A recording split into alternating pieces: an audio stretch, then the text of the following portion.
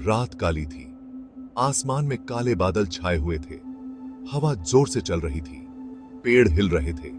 बारिश आने वाली थी। राधा और उसका बेटा मोहन अपने छोटे से घर में थे। वे गांव के किनारे पर रहते थे। बिजली कड़की। राधा ने खिड़की से बाहर देखा। बादलों में गड़गड़ाहट हुई। बारिश की बड़ी बड़ी बूंदें गिरने लगीं। वे खिड़की से टकराईं। मोहन डर गया। वह अपनी मां के पास बैठ गया। मां, उसने पूछा, बारिश कब रुकेगी? ही राधा मुस्कुराई। जल्दी बेटा, उसने कहा, बारिश जल्द ही रुक जाएगी, लेकिन आज रात अलग है। अंदर रहो, सावधान रहना। बारिश में सांप बाहर आते हैं। मोहन की आंखें डर के मारे चौड़ी हो गईं। उसने चुपचाप सिर हिलाया। वह सांपों के बारे में जानता था। बारिश होने पर वे अपने बिल छोड़ देते थे। कभी कभी वे घरों के पास आ जाते थे। रात और गहरी होती गई। बारिश होती रही। बिजली चमकी। आंगन जगमगा उठा। अचानक फुफकार की आवाज आई।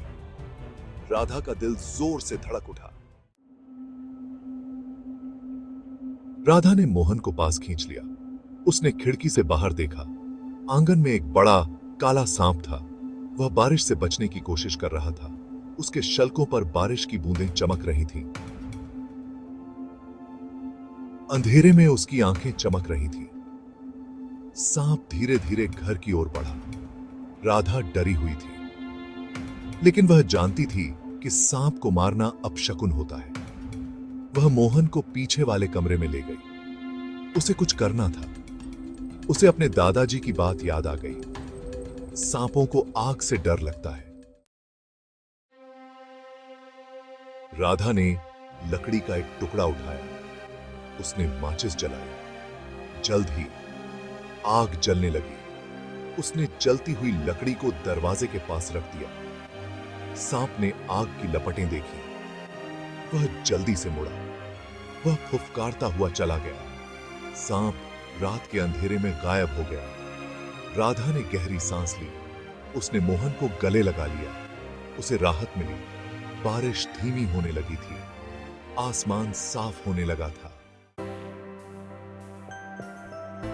देखो बेटा, राधा ने कहा, जिंदगी में डरावने पल आते हैं, लेकिन हमें बहादुर बनना चाहिए। मजबूत बनो। हमने सांप को भगा दिया। हम अपने डर को भी भगा सकते हैं। मोहन समझ गया। नमस्कार दोस्तों, स्वागत है आप सभी का हमारे चैनल नानी की कहानी में, जहां हर कहानी में बसती है प्यार की मिठास और नानी की प्यारी आवाज। यहाँ हम आपको सुनाएंगे वो कहानियाँ जो आपके बचपन की यादें ताज़ा कर देंगी। हमारी कोशिश है कि इन कहानियों के जरिए आप फिर से अपने बचपन में खो जाएं और नानी की गोद में बैठकर कहानियों का आनंद लें।